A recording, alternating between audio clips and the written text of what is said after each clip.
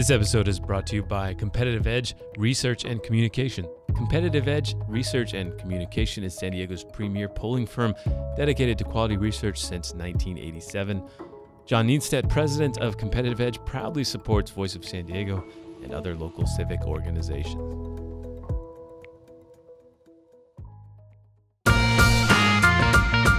Welcome to the Voice of San Diego podcast, where we make sense of local politics, schools, housing, public safety, the civic issues that impact the life of a San Diego resident. We break it down so you can understand it and make educated decisions. Everything that goes into our investigative reporting, the journalists, public records requests, the data crunching, and this very show depends on the support of people like you because we're a nonprofit news organization.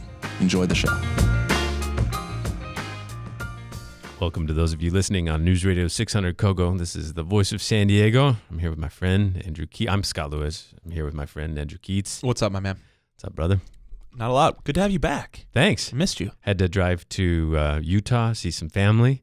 Sure. So when I grew up in Utah and Colorado. So it was like, if there's 18 years of childhood, it's about half and half. Okay.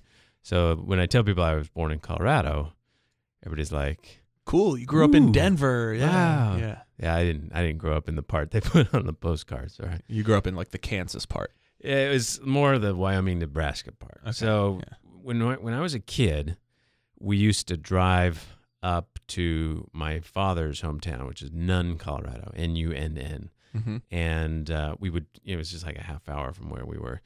And Nunn is a very small place, about 150 people near the Wyoming border. Just not a sprawling metropolis, right? Sure. So it was basically you're driving through this vast plains and you see a patch of trees. And when you get there, there's one solid big feature, and it's the water tower.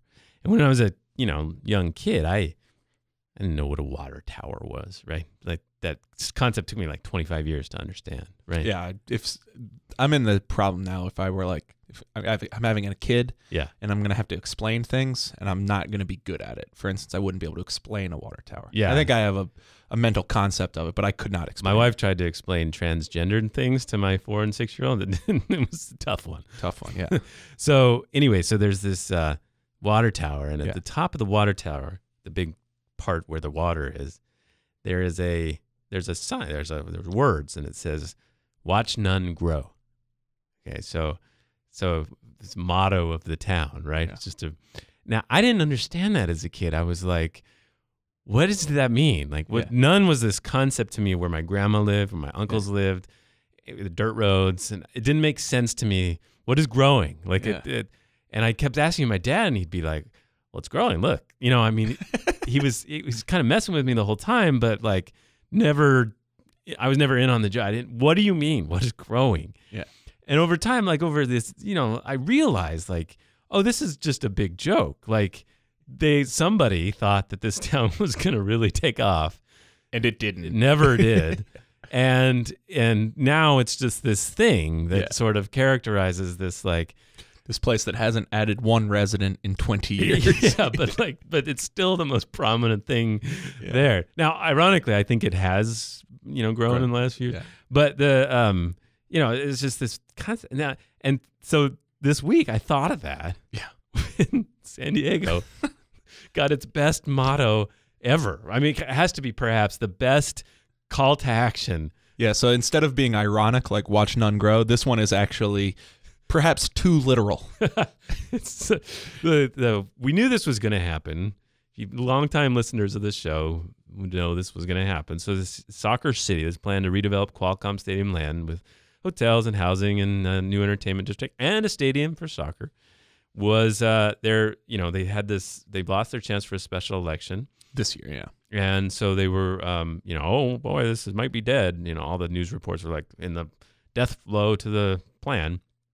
And when we were like, well, look, if they just can wait until 2018, then they can have a re-election like they already earned, and it seems like it's got a pretty okay chance. Yeah.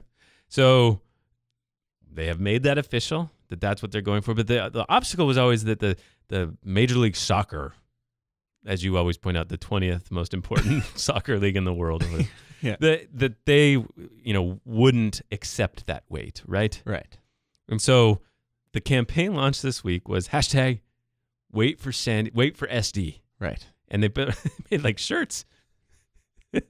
Like big shirts. And yeah, there were signs. There was a press conference with signs that said wait for SD. So that campaign launched, and I think Liam Dillon, longtime writer, LA Times writer now, he just captured it right away. Like, that's just fantastic. It's just the most San Diego thing ever. So Liam has this really identifiable laugh. Yeah. And watching him tweet, I could hear him in Sacramento cackling about the absurdity of this whole thing. I mean, and the SoccerCity people are actually in an unfair position here because they're not the ones really who have made this a recurring issue in San Diego. The constant calls to wait for SD. Right. Like, they didn't have anything to do, well, I mean, I guess some of the consultants and whatnot are the same people, but in general, they didn't have anything to do with like the convention center, which very easily could have had its slogan as wait for SD directed towards Comic-Con for years. Comic-Con and the urologists and everybody, right? Yeah. And multiple mayoral administrations very well may have directed the NFL to wait for SD. Yeah, they tried. They're like, hey, just wait for this election. We'll do this election. Yeah, like the number of major civic issues that have just been repetitively in this situation where they might as well have been begging some outside force to just wait for us to get our stuff together because we can't do it. We just feels can't like a South Park episode or something. Like everybody gets the flags in town, like wait for SD. Luckily, the soccer guys seem pretty. They seem to accept that this is worth a little ridicule. We should add that. So one other thing that they've laid the groundwork for here is, if MLS does decide to delay their decision, to delay their decision, which is the thing that FS Investors really wants to happen now, they will also simultaneously get served their most likely line of attack in this campaign, because it will then be, it'll seem very much like they were disingenuous with their urgency around this situation and needing a special election in the first place. Right. And so I think you could see this campaign having a dual purpose to convince MLS and also to be able to combat that by saying, well, yeah, sure, it was delayed, but we had to do this whole thing and this whole rigmarole and then start a hashtag to try to make that happen. Right. It's also a way to like put in a narrative, right? A new narrative that they can win. Like they've had a lot of losses so far, except for the signature gathering, which went really well. That this does feel like a long time ago, though. Yeah, they can set in motion this narrative where this entity that they are partnering with will help them win. Oh yeah, that's true. But boy, potential to backfire. If they didn't get it, it would just feel like another loss. Well, so the forces that have lined up against this plan, it's become kind of religious for them. It's hard to see how it gets settled. Yeah, we had said back when this thing first was delayed that one of the things they would have to do is try to get SDSU on board or try to get unions on board. It's not easy to see that happening right now. Right. No. So one of the entities, of course, I think the unions might. That seems like if I were to line up all the people that could maybe come on board with that night, the labor unions might be. Yeah, I mean that's a financial negotiation. Right. The group that's probably not is San Diego State University. And they sent a letter that got a lot of attention this week to the city, sort of talking about what they would like to do. And it's really similar to the SoccerCity plan. You could say it's similar. You could also say it's the same. It's a stadium, 35 to 40,000 seats. So slightly bigger. It's bigger. Okay. It's a bigger stadium. River Park. Okay. Familiar. Affordable market rate housing. Familiar. Commercial and office space. Okay. Yeah, that's going to be a part of it. Retail and a hotel. It's the same framework. Okay. So remember, they got really, the San Diego State got a little frustrated with me because I had written a story saying like they wanted the land, not because they need like room for research and academics and student stuff. Like it was gigantic campus that's going to take over the whole area. They had acknowledged in a panel I was moderating that they just wanted the land for now, and maybe in 30, 50 years Right. they would use that land for academic purposes. And you got mad at me because I pointed out that it's perfectly reasonable for colleges to think in Sure. multi-decade timeframes. I didn't get mad at you. Well, you got mad at me. What? Come on. So, but they've sort of formalized this in this letter, saying this commercial and office space, for example, will be occupied immediately with private interests to generate additional property tax revenue for the city. That's the only purpose. Yeah. Not to help the university pay for some of the stuff. Some of the other things they want to do. And over time, ownership occupancy will revert to SDSU for educational and workforce training to benefit the region in perpetuity. So, in other words, San Diego State may eventually occupy that space when they need it, but that is not expected to be for a very long time, or a long time. Right. Which is very similar to what you wrote. Mm-hmm. Okay. So, yeah, they want to do the deal. They want to be the ones to do the deal. That's what this comes down to. Is it's not about the different use. They seem to have the exact same vision for the area. It's that they want to be in charge. One of the times that we had Mike Stone from FS Investors in here, we'd specifically asked him something about, what do you think about the idea that this should be put out to RFP and that there should be a competition of ideas about how to best use this space.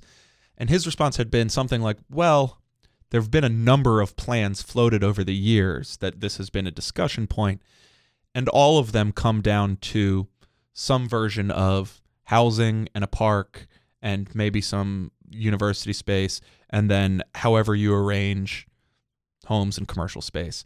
And basically, you could debate how that's situated within the space and what the right number, what the right mix is. But by and large, you're going to get that thing one way or another. And now it seems like we have two competing proposals that on their merits are going to be pretty difficult to discern one from the other. The way that you could discern one from the other is whether you ideologically or philosophically think it is more appropriate for a public agency, San Diego State, to be the beneficiary of this development as opposed to a private entity. But the thing itself, the actual development product, the place, doesn't seem to be different really in any material way. Yeah, that's what it is. It's like, do you want this entity to do it, or do you want these investors to do it? Right. I mean, what's interesting, you did that story about the developers that are opposed to the SoccerCity plan, and all of them or a lot of them were aligned with San Diego State, and they were like, no, we're not going to do it. But San Diego State would need a development partner for this. So we would be interested to see who that might be. It will be interesting to see if it in fact is none of those people. Because if it is in fact none of those people, which they all unambiguously said it would not be them, there aren't many people left in town who do this. Yeah. It's going to have to be somebody from out of town then, because that's pretty much everybody. Yeah, so watch this. The San Diego State tried to lay out some routes the city council could take to put in their proposal to get this going forward. Yeah. All right, we have a really good show coming up, I think. We've got Georgette Gomez, city council member, come in and talk about her. She put out a big housing plan this week, which is one of a number that have been released in the city by the mayor and other council members. And we got pretty deep with her on it, talked about a lot of the different things she's proposing and how she came to those ideas. I thought it was a really good conversation. Yeah, it was. And then, all right, but, one of the people kind of out on a limb on this whole soccer thing is the mayor. So he's got all his buddies angry at him, right? Yeah. And there's very little coalition building around the plan. So he's will he stay on this island? I'm not sure. Right. It'll be interesting to see how that goes for the next few months. Yeah. And then, but it kind of adds to his sort of whole thing these days about just kind of dithering, right? Not just these days. Yeah, he did. I mean, he didn't really dither on the soccer thing. Soccer thing was his out of character moment. That's the exception. That and the convention center tax, which both didn't go so well. Boy, but he's got to be looking at his advisors and being like, "I told you, never make a decision." But there's something going on in the streets right now that is a little bit more serious. Yeah, and this is the vast expansion of homelessness in San Diego, and sort of the city's uncertainty about how to handle it has now really played out in some actual street sort of problems. So basically, there's a lot of people living in downtown San Diego more than there were before, and there's a lot more homeless people living where homeless people have always lived. Mm-hmm. And the confrontations have produced a lot of police enforcement actions. So Lisa Halverstadt found out that citations and arrests for encroachment and illegal lodging, 2 violations often leveled against San Diego's homeless, are up 53% for the first 5 months of 2017 compared to the same period last year. And it's getting uncomfortable because all these people are being confronted by the police, and they're like, okay, where do we go? Yeah. And the police don't have an answer. Right. There's this other thing that the data on which is difficult to track called stay away orders, which is basically like in lieu of getting a citation of some kind, you just get a formal order not to be in this area. And so Lisa had a hard time quantifying how often this is happening or if there's an uptick in it because it's not tracked well. But it's like you can't be here, but we can't really point you in a place that you should go. Yeah. And sometimes you get arrested for being in a place that you can't be. And then we'll let you out. And again, it's not clear where you should go. Yeah, and this producing this just a ton of people going into the court. They're facing fines they can't pay, the fines build. It's just a bad cycle. Yeah. And now there's a lawsuit that says that this encroachment is illegal. You can't use this. It was a law meant for people who put trash in the middle of the sidewalks, right? Yeah. And so this lawyer, it's the same lawyer, Scott Dreyer, I think is his name, and he sued the city before and said that the city's use of illegal lodging tickets were illegal because you can't make homelessness illegal. It's not illegal to be homeless. So if you don't have a place to put these people and they don't willingly go, then you can't give them legal violations, right? You can't criminally prosecute them. And so that got settled, and the city agreed not to do that anymore. Now they've moved on to this. So this is what they're using for it now. And so now he's got a new class action lawsuit over this. So once again, a political failure is now going to the courts to be resolved. Yeah. And more, now 2 businessmen and a city councilman who represent downtown are calling on the mayor and fellow city leaders to pursue immediate steps to stem the city's homeless crisis. They're proposing that they'll just build a shelter. Just tell us where it will be. We'll buy these industrial grade tents, these like gigantic, semi-permanent tents. You fork over the land, give us somewhere we can put them, and let's get people in them because this is crazy. And we could debate again whether this is the best solution, whether this is going to be an effective intervention, but the fact that this action is being filled, this void of action is being filled by just private people offering up their own money to solve something because of the lack of political movement in City Hall is wild. This is crazy. Giant vacuum that people are anxious to fill. They're just chomping at the bit to fill this, and it's not. There's just leadership. Holes. Like if we were to go back to, let's say, the state of the city this year, where there was a pretty firm marker put down that we were going to start doing some things on this, what do we have to show for it? What discernible movement has there been on this issue? I mean, granted, they tried to put up a ballot measure and were rebuffed, partially because it was seen as insufficient. But even in light of that, even short of that, to what end was it going to be for? And where is the evidence of that? Where is the plan? Where is something tangible that you could point to as a byproduct of the last 8 months of conversation on this issue? Right.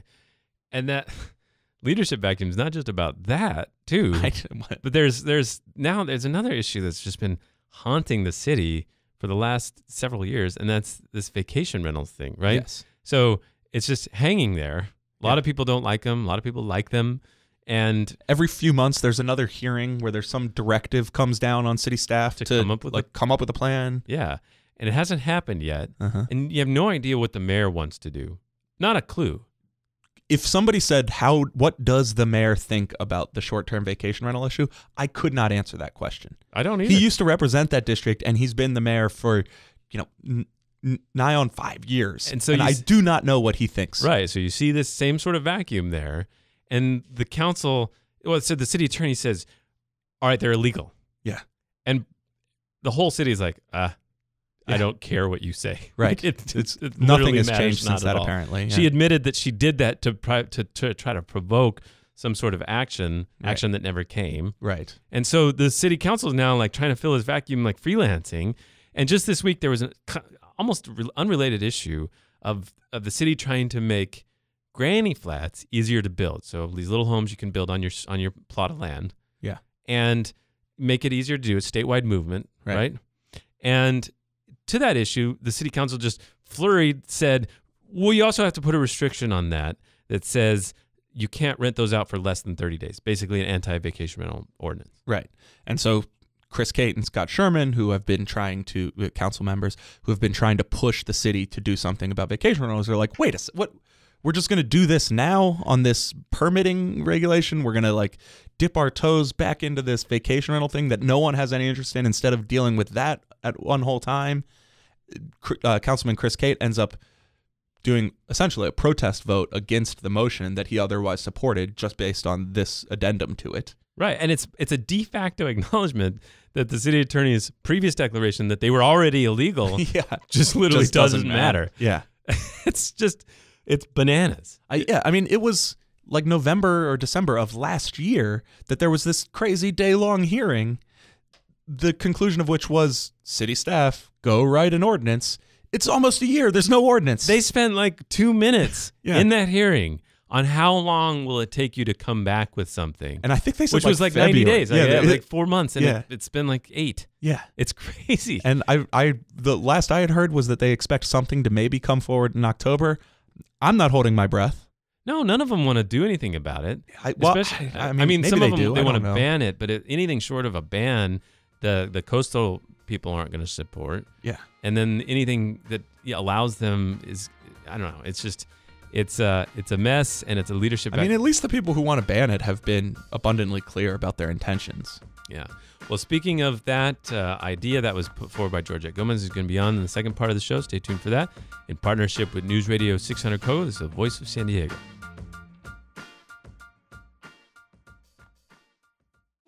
This podcast is brought to you in part by a generous supporter of the Monarch School. The mission of the Monarch School is to educate students impacted by homelessness and to help them develop hope for a future with the necessary skills and experience for personal success. Monarch has served San Diego County for 30 years, beginning as a one-room drop-in center and growing into a comprehensive K-12 school. Nearly 300 students attend school each day at their Barrio Logan campus, where they learn academic, social, emotional, and life skills. To learn more, visit monarchschools.org.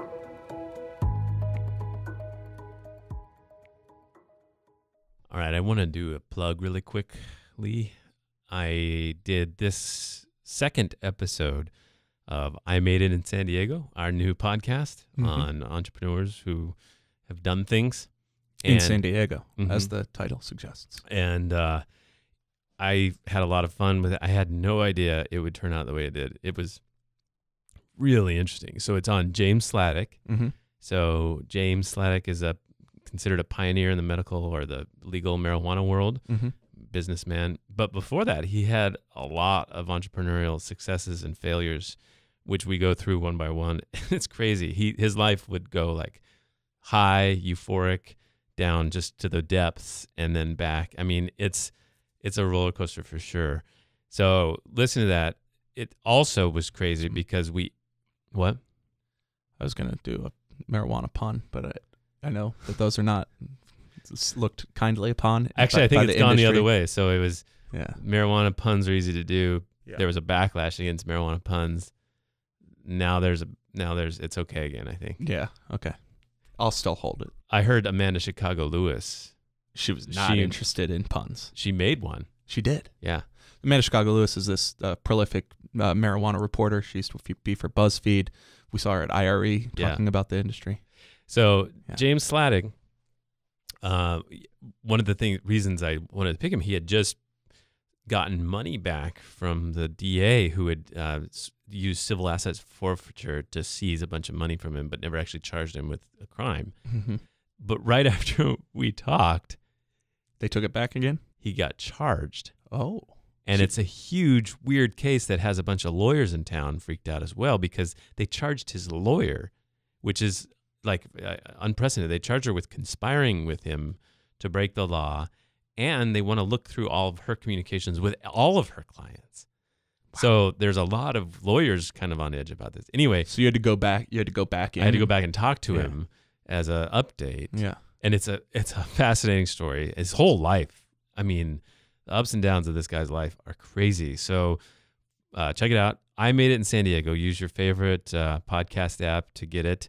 And we're having fun. It's a great little series Kinsey Moreland's put together. Adam Greenfield, producer on it. A lot of good stuff. So our hero of the week.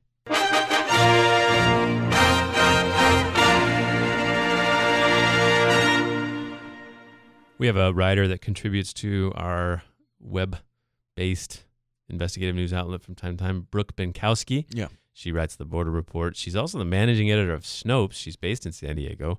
And Snopes has been around for a long time. It started as a kind of, your uncle would forward you something weird on email, and Snopes was the one that would see if it was true or not, right? Yeah. And did a lot, and it became obviously a lot more prominent over the last couple of years, and especially over the last year. And there was a very weird sort of crisis they announced this week. They have a legal challenge over who owns the site. Basically, there was a couple that owned it. The couple got divorced. The wife who sold it ended up selling to a company, and that company and the original owners are battling, and it's just ugly. It's weird. That battle is playing out in San Diego. Yeah, the case is filed here. Yeah, but basically Snopes lost control of its website and the money in particular from the website. And so they're like, we're going to die. This is going to fall apart unless we get some donations. They put up a GoFundMe, right? Mm-hmm. Asked for $500,000 and got it just like that. Wouldn't that be nice? Yeah, that's if only. We scrape away for like $22,000 or something. Yeah. So anyway, they do a good service. Obviously, with these kinds of efforts, it's ups and downs, but overall, a great service for people, especially in that weird email world of forwarded weird myths and stuff that they've done a great job debunking for a long time. And more broadly in the world of media, like this shows that media outlets are going to need to get more comfortable with the act of asking readers for financial support. Yeah, build credibility, build trust, optimize for trust, and then ask them to be part of how you make your money. The idea of getting ancillary revenue from proximity ads that people want is dying quickly, and you're going to have to get people to just give you their money. Except for the very popular political podcast done in downtown San Diego. The ads and sponsors proximity to us is invaluable. Although also our lovely readers, we invite you to give us money. Exactly. Please do. Just go to voicessandiego.org/donate. Our GOAT of the week. You lose! Good day, sir! Comfortable position this week goes to the San Diego Unified School District. This has been a recurring issue. It's starting to get more clear. This is their email retention policy that they had been in a hurry-up situation to begin not only deleting emails that they had been saving, but also to pass a policy where they would retain emails for a much shorter time period. It went to the board this week with very little clarity. The San Diego Society of Professional Journalists had to put out a statement yesterday saying that we still don't understand what you're doing and how this complies, and you've provided no details. Today they put forward a statement that cleared some things up, that said basically that... It didn't clear anything up, it just said, don't worry. Yeah, it said, yeah. So that basically they passed a law saying the rule, they're going to keep the emails for a year. But any pending, this is what we were really worried about, we have, and several other people have, pending public records requests right now for emails that would be, in some cases, probably older than a year. Right. So are they trying to wipe those before they give us the records? And what they've put out is a statement saying, no, any pending records requests we will fulfill. Yeah. They haven't yet. Yeah. So we hope they do. And we also a year is not enough time. You should be keeping No. your records longer than that. Exactly.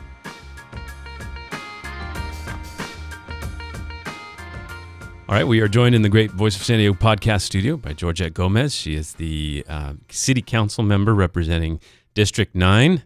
It's been a year now? Not quite? Not quite. Yeah. Wow. It's been about... Feels like a long time. It does feel like a year. It's been almost a little bit over 7 months. Now, your career we've followed for some time now, and you've reached this point. How's it been? It's been good. It's been definitely a learning curve, but also not. What's the hardest part? I think the hardest part was during budget. Okay. It went extremely fast, and from my perspective, I think it's one of the most important things that we have to do at City Council, and just to see how the pace of it. It's quite interesting when everything else goes really slow. Mm-hmm. So yeah. It was interesting at the end of the last budget hearing. Was like, you say it goes pretty fast. I think you mean kind of it feels like it goes pretty fast, but there is a process. There's committee hearings and all that sort of thing. And the last budget hearing, based on the weirdness of the special election, was like all of a sudden at the end it was like, well, we've got another $300,000. What can we spend it on that? Yeah. And it was like this grab bag was like a couple $1 million were spent like boom, boom, boom. Yep. It was like, whoa, what happened to that 5-month deliberative process? Right. That we No, I know. It's interesting, to say the least. Yeah. All right. So just to paint a picture, you represent District 9, which includes City Heights, Talmadge, and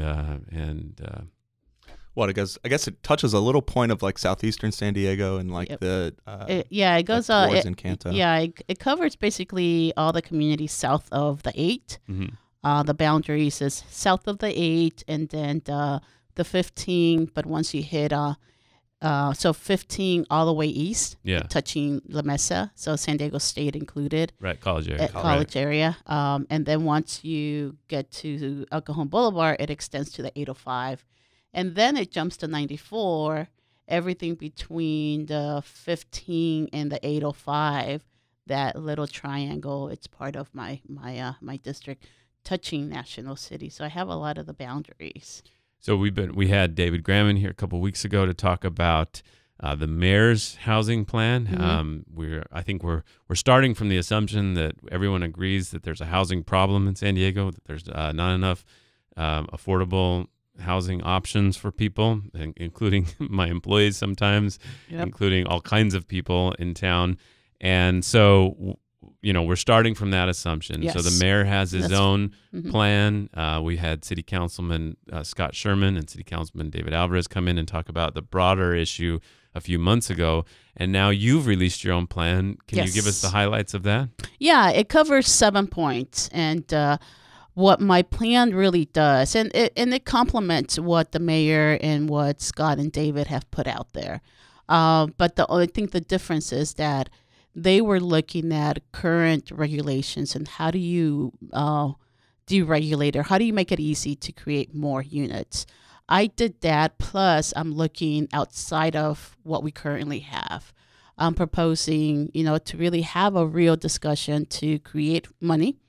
Since redevelopment went away, we don't have that source of income to support affordable housing development, and we haven't really had a dedicated fund. So I am talking about putting out a measure, whether it being a bond, whether it being TOT, whether it being whatever it might be, but a dedicated housing measure, funding to support housing. That really is something that we really need to have a discussion, and I'm hoping that we would do it at the Homeless Committee. I know that I have the commitment from my colleague, the chair of the committee, Ward, so we'll be having that discussion there. I'm also proposing to do state legislation. To really, right now, the way that we do planning, the way that we zone the parcels that we have, and they're very minimal, is we do a certain amount of units per acre. I think we need to get away from that. We actually need to create a different way of developing. I think developers love this, which is you create the framing. Let's say you can develop up to 30 feet. And within those 30 feet, figure out how many units you can build instead of us dictating how many units are allowed within that box. Your buddy Howard might love this. This is the Yes. form-based planning, right? Exactly. This is where you Yes. design the neighborhood and then you say Exactly. whatever you want to put in there Exactly. is fine. Yes. I got a funny feeling your chief of policy, Laura Gates, had some She- say in this She situation. definitely Ex-city did. I planner. have, yeah, and that's, I mean, my team is really reflective of what I wanted to do at City Hall. And I brought a planner that has over 20 plus years of experience. So she understands the zoning like nobody else in that building.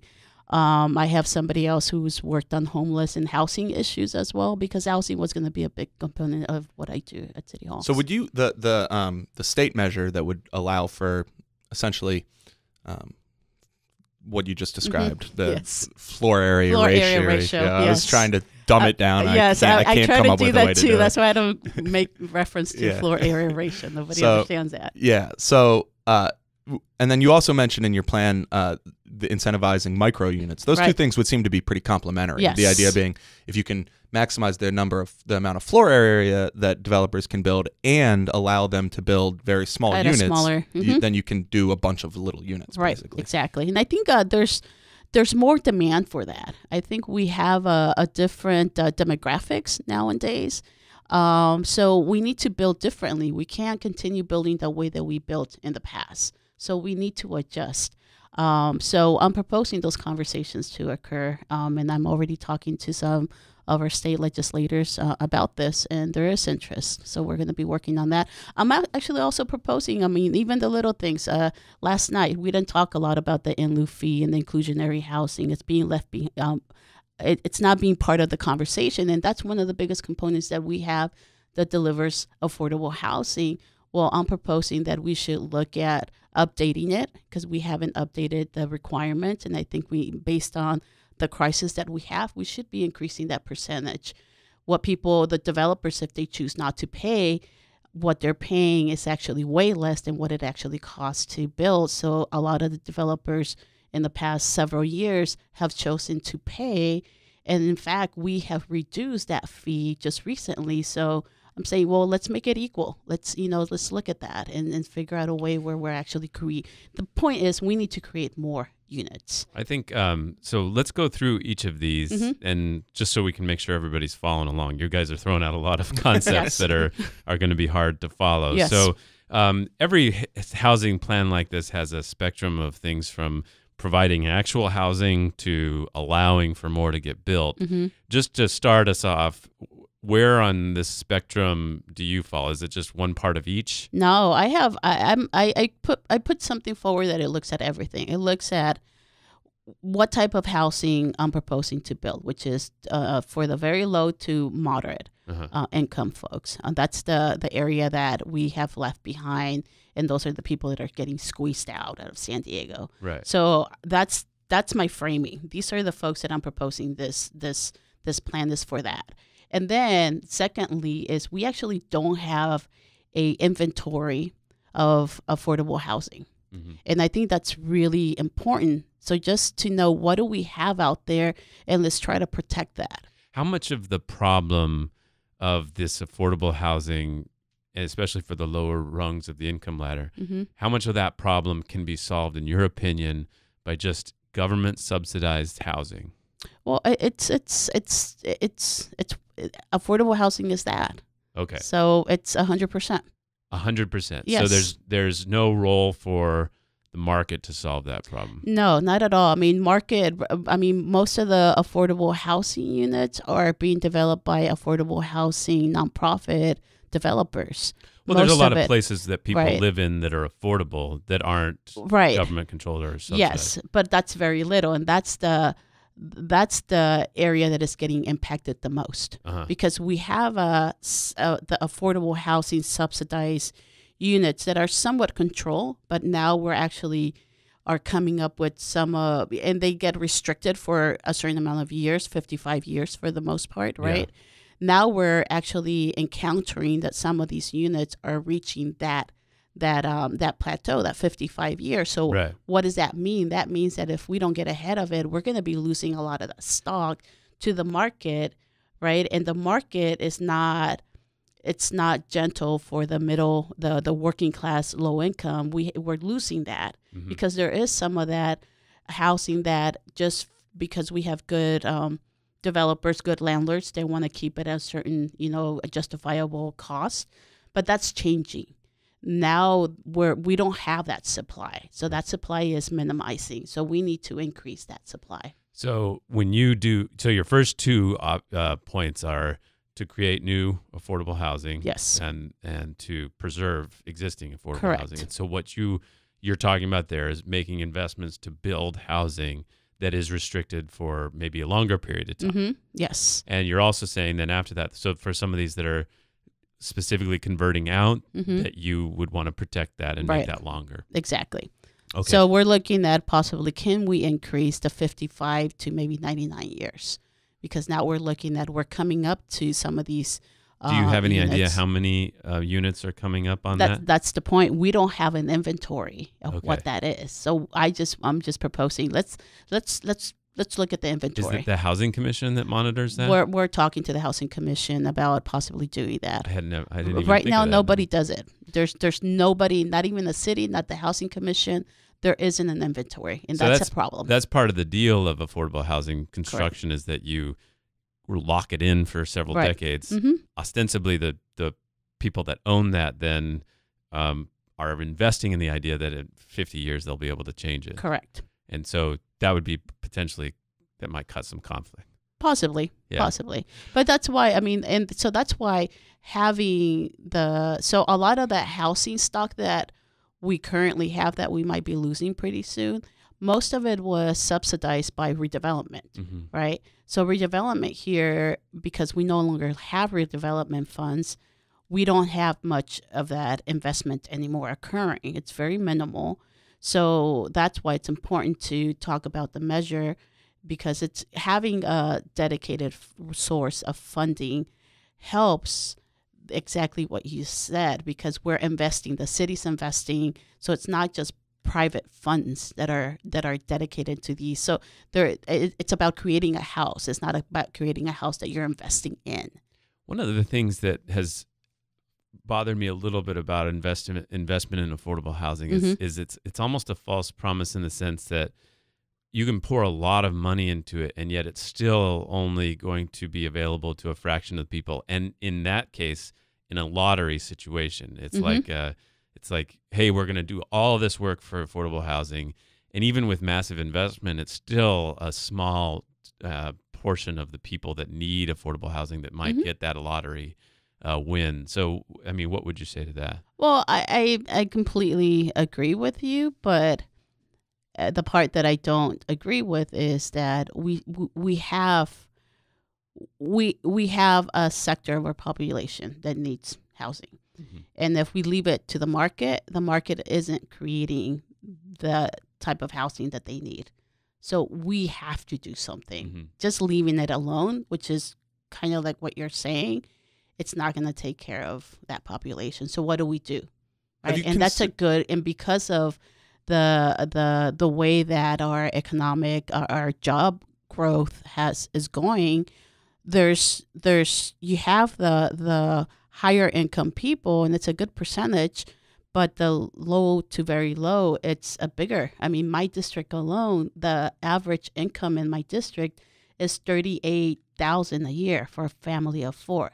And I have one of the biggest, most dense districts that we have in the city of San Diego. I don't know what the average is in 8 or 9, but I would bet it's pretty similar. So we have a big chunk of our population, they're at that level. So we have to do something. Yeah. We can't just ignore it. So I guess I'm interested, when you're doing constituent outreach, you talk to somebody in your district who's in that situation, you help them get on the Housing Commission's waiting list. Do you talk to them and say something to the effect of, you should prepare yourself for the fact that you're probably never going to get this affordable home, because it's orders of magnitude more people who need it than will ever win the lottery. Right. So but that's the thing. I refuse to believe that. No, I don't, because I feel that my job is to understand what type of demand there is, and I have a pretty good sense of what that is, at least for my district. So that's why my proposal is mainly focused on that. A lot of the proposals that have been put forward We're talking about higher end incomes. And I've been the one that says, that's good. And I get that we need that, but we can't ignore this population that if we don't do anything, the market is not going to do anything. That's for sure. So my job is not to say, yeah, I'll help you navigate through it. And I can give Gentry a call to say, hey, can you put this person on the list? I need to deliver more units in whichever way that is. So this is about that. So one last point on this second part about preserving existing affordable housing. That's only in regard to existing what we currently have. Subsidized housing. That's Correct. not in regard to any market-based housing. No. So this is about affordable housing, what we currently have. Right. And so obviously what I'm hitting at is there was some discussion. I moderated a debate with you and your rival candidates several months ago, and one of them brought up the issue of potential rent control, and you all agreed that might be something to consider. It seems like you may have considered that, and this is where that's left off. This is as far as you'd go on that. Yeah, no, for me, rent control, to me right now, the priority is we need a source of funds, right, to support this type of housing. That to me is number one. Number two is we need to create more of it, right? Yeah. And then I think in terms of the discussion of rent control or not, I believe in it cautiously because I look at other cities that have it. Example, San Francisco. And San Francisco is more expensive than here. Yeah. But yet they have rent control. Yeah. So I'm still yet to, I don't want to go there just for the sake of, let me throw this out there. I'm really giving it a lot of thought in terms of what makes sense to have more units that are accessible to the people that are being left behind. That's my priority. And this does that. Do you mind if we skip the homeless one for a sec and skip the identifying lands? That seems pretty obvious. Like, let's look for public lands that people own that are just sitting there. We have a lot of it, yeah. Yes. All right, so then this one about the floor area ratio. First of all, let's go ahead and dig in. This is a wonky show. Let's explain what floor area ratio is. It's the amount of buildable land you're allowed to put into as a ratio of the total land that you own. So you have a 100 square foot lot. If your floor area ratio is 1, you can build 100. You can build 100 square feet of building. So you could do that on 2 floors at half of this footprint of the building. You could do it on 3 floors at a third, or you could do it one floor all the way across, assuming you can do it within other regulations. And so what you guys are saying is that this is a de facto constriction right now. Often this is the thing that actually caps your development potential, Right. not the density units that we so often talk about. Okay, Correct. so and where is that located right now? Is that in state or municipal law? That's a municipal law. Yeah. Okay. It's in municipal law. What this And would it do lives is in all community plans.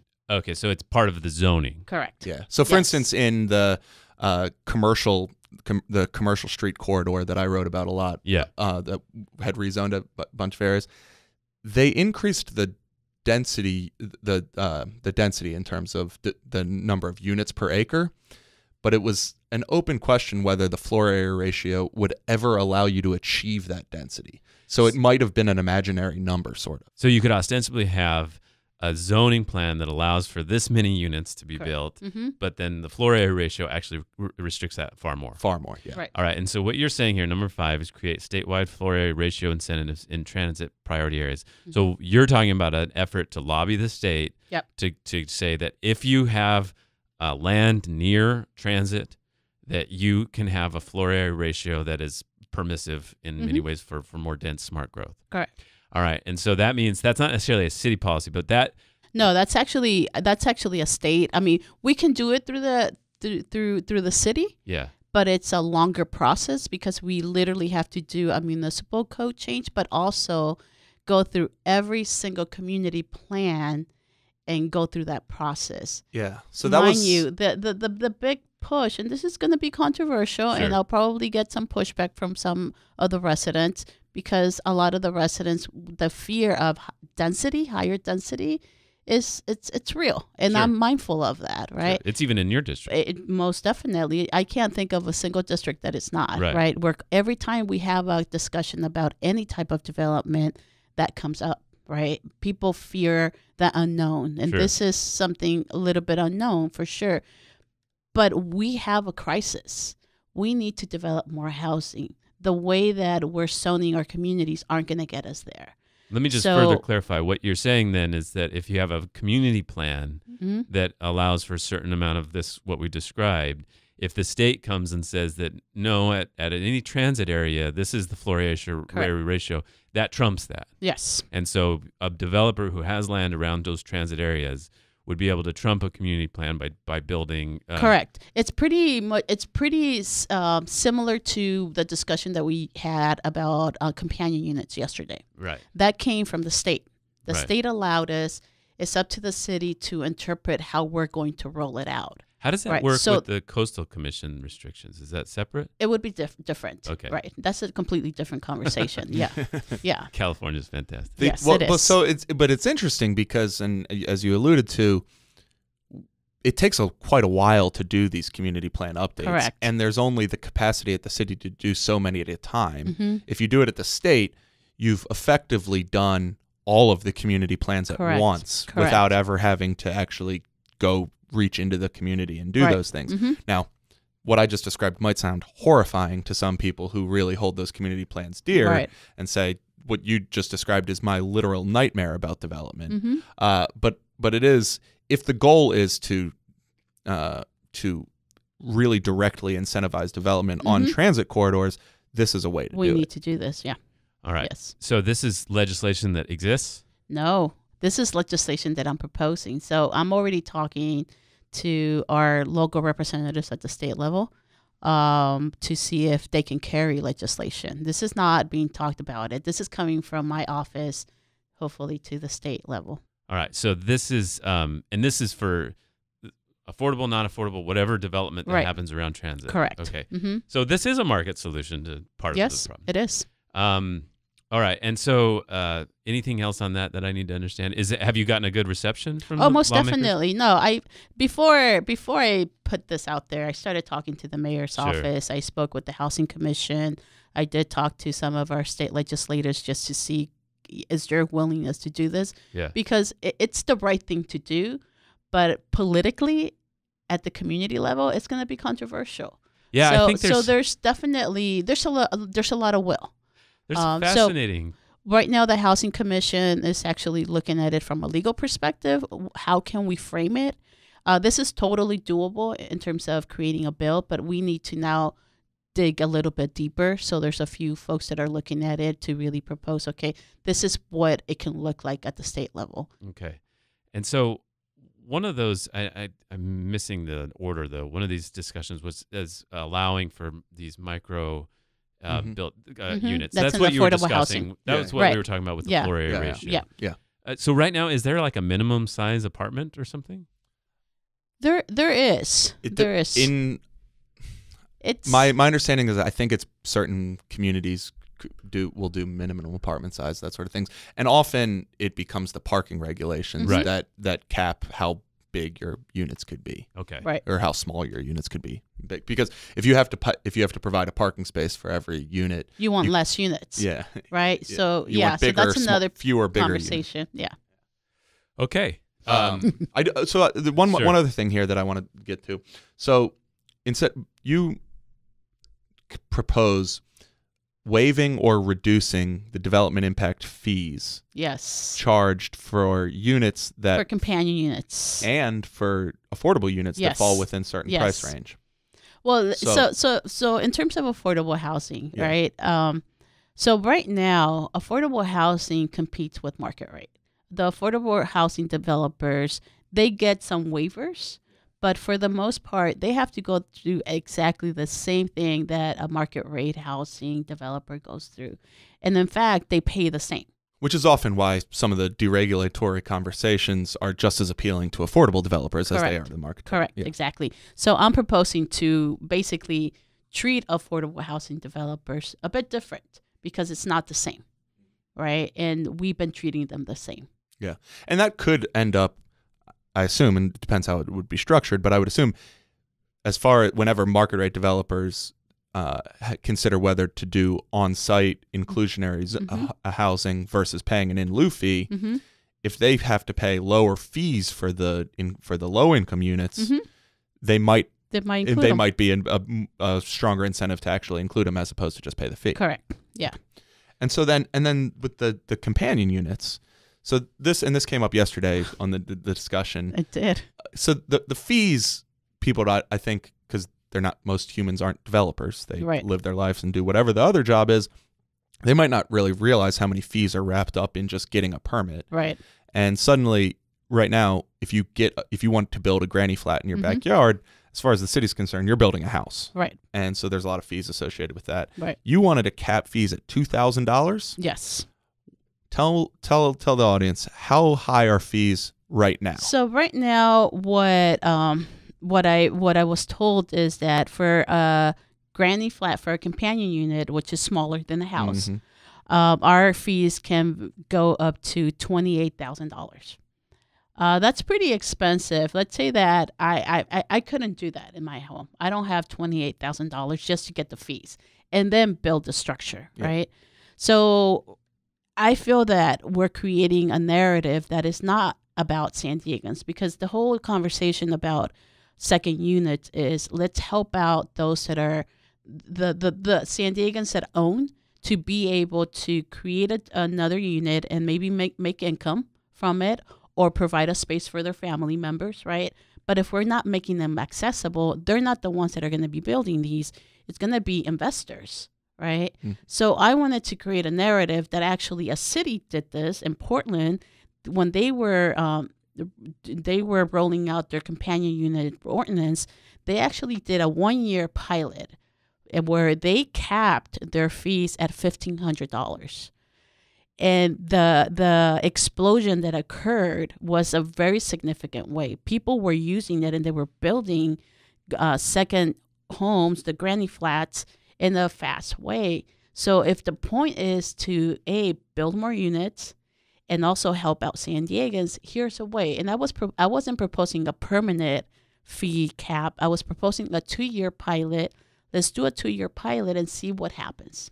So that's fascinating. So help me understand where all those fees that exist now go. So are these, seems like there's 2 types of fees. One is the fee that pays for the bureaucracy of handling it, yes. right? And the other fee is the fee that's paid to offset the impact of the development. So often if a developer builds something big, they invest in new parks and other things, or traffic or whatever.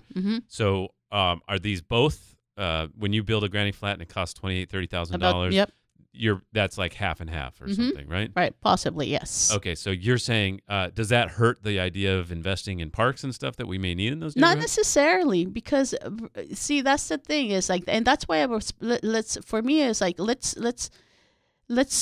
do this just for 2 years and see what happens. If the point, see that here we get so caught up in like the everything. If the point right now is we need to build units, how do we do it in a fast way? Yeah. Right. And to me, that's the point. And to be able to encourage people to do this, and not just investors, this is the way to do it. Right. And let's do it just for 2 years. Let's see what happens. God forbid, we might have units getting built and have people that are either ending up in the street or just a paycheck away from ending up in the street, not having to go through that. We have success, right? Yeah. If we have an impact on parks, that we're not building many parks, by the way, but we're still collecting a fee. Yeah, that's a question. That's the dirty secret of the development right, index exactly. Fees, right. So we have other fees that we could get away with right now. So the pilot was, let's just do a pilot to see what happens on the actual issue related to housing. That's one. Secondly, it is a pilot, so let's figure out what is the correct fee that we need. Let's see how this works. Let's see how we can manage the infrastructure that we need. What is it that we need to do do what we need to do, right? But the fact that we start overanalyzing it and we start creating these hurdles, because that's what we're doing, instead of doing what the right thing is. Yeah. So we're going to be discussing this in the next. Sounds like stuff that free market conservatives might agree with. Correct. Like Yes. This is the kind of So let me ask you this: on the, there is a possibility that if you did spur more of this development, it would actually create more property taxes and other Correct. things that would. All right. So the last point here is number 7 is develop a housing measure for the November 2018 Correct. election. Mm-hmm. So you cite the Los Angeles $1.2 Mhm. billion measure. Mm-hmm. How would this look? What kind of fee would it be? What kind of tax would it be? Do you have that laid out? Not yet. That's to me. This one was more of like, I'm really committed in setting the tone for the conversation. Yeah.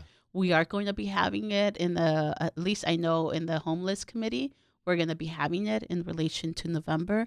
But we haven't gotten there. Let me gauge your interest or your priorities in the idea of, so the city basically has sort of 3 routes, right? Mhm. It could raise a sales tax. Mhm. It could do a parcel tax. So Mhm. like $50 on everybody's property Right.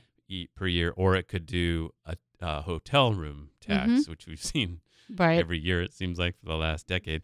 So which of those seems most attractive? And you don't have to pick, but just tell me, like, as far as where people should bear the burden of that. I don't know. Honestly, I don't know. All of them are attracted to me. To me, it's more of where's the appetite collectively, because I think this is a collective effort. Yeah. So I don't want to pre-assume before everybody's part of that conversation, because it's that important to me. We need a dedicated source for housing. Mm-hmm.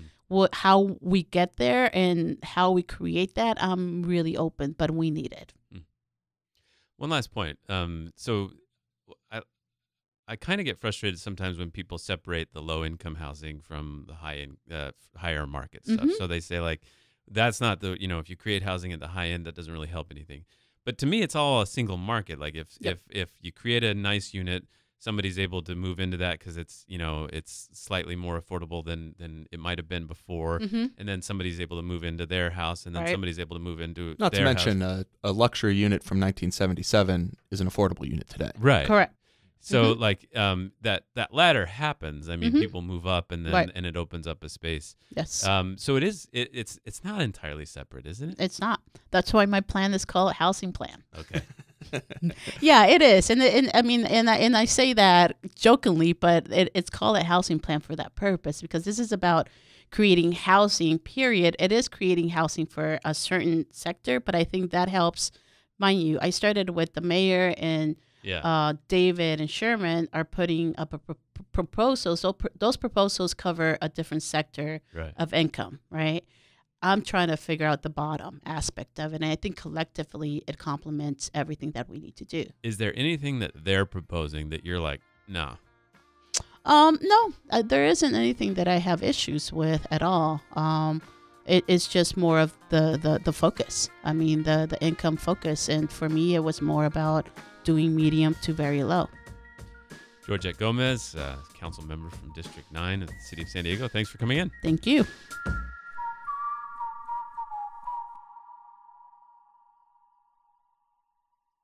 Today's show was produced by me, Scott Lewis, and Andrew Keatts. It was recorded by Adam Greenfield in the great Voice of San Diego podcast studio in downtown San Diego. And that's where we also produce Good Schools for All and Kinsey Moreland's Culture Cast. Thank you also to our partners at AM 600 Kogo. Visit voiceofsandiego.org/podcasts to learn more about the VOSD podcast network, all the other shows we produce, and the ones we love to support, including The Kept Faith. See you next week. If you like the podcast, please make a tax-deductible donation. voiceofsandiego.org/donate.